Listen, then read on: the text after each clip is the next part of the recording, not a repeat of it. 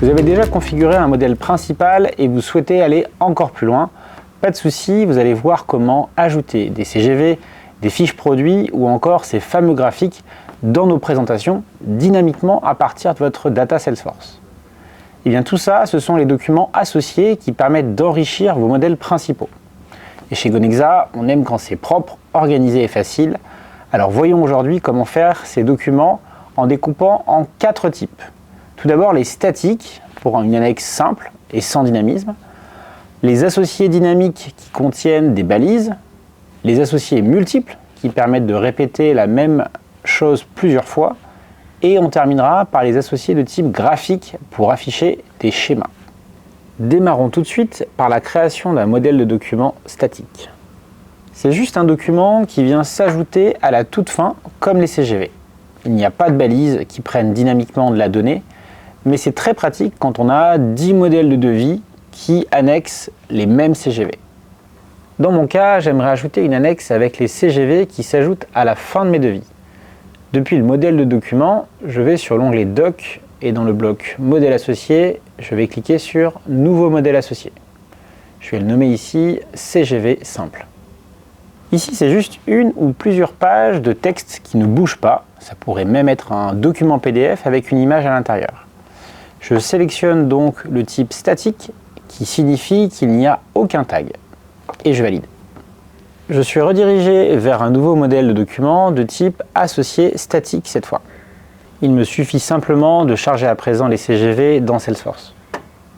Maintenant, à chaque fois que je vais générer le devis, la page de CGV sera ajoutée à la suite. Ça, c'est le devis et ça, c'est les CGV. Et maintenant, elles sont liées à tout jamais. Effectivement, depuis le devis, je retrouve bien le document associé ici. Je peux cliquer sur Modifier la condition pour choisir dans quel cas j'ajoute l'annexe.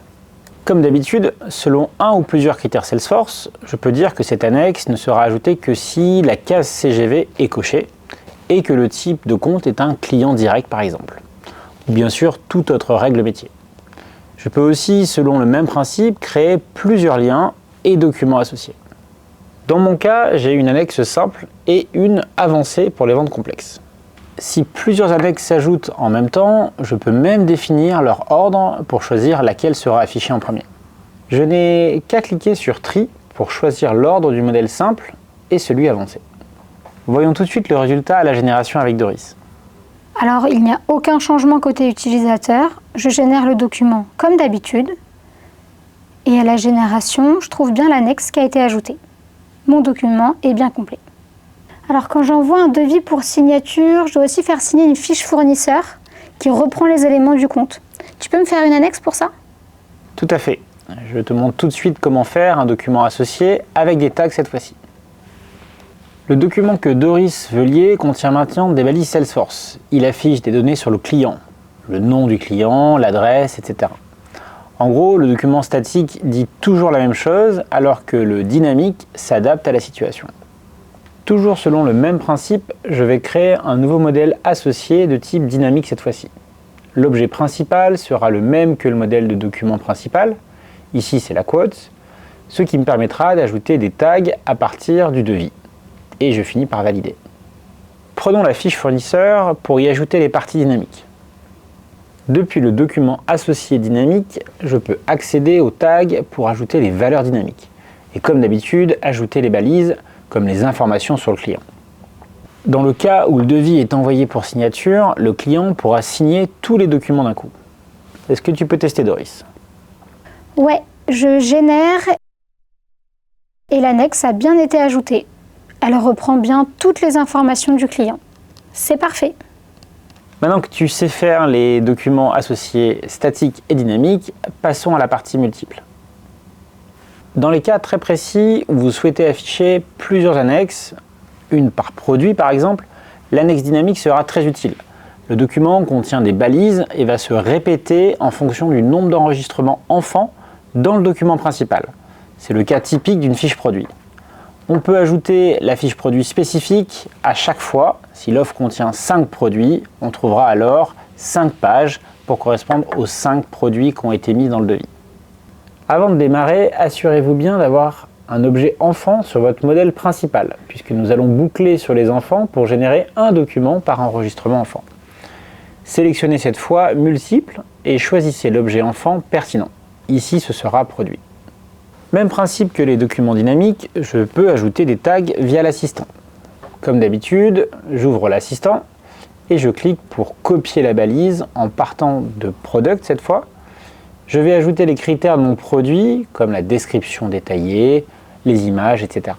Nous passons rapidement sur cette partie construction de modèle puisqu'il s'agit vraiment du même principe que sur un modèle principal. Regardons plutôt le résultat avec Doris. Donc je génère dans un devis où j'ai 3 produits et où je devrais retrouver une page par produit dans mon document final. Donc j'ai bien le détail de mes 3 produits à la suite. Ma proposition est complète. Je l'envoie au client tout de suite. Merci. Avec plaisir Doris. Nous pouvons passer au dernier cas d'usage, à savoir les graphiques. Le cas le plus courant qu'on rencontre est de pouvoir faire une synthèse chiffrée que je souhaite présenter à un client par exemple ou à un directeur. C'est là où l'utilisation d'un PowerPoint avec des graphiques générés dans Excel vont être très utiles. À noter qu'il est aussi possible d'utiliser Word plus Excel. Depuis le modèle de document, je crée cette fois un nouveau modèle de type graphique. Même chose que pour le modèle dynamique, il faut choisir un objet principal pour l'Excel.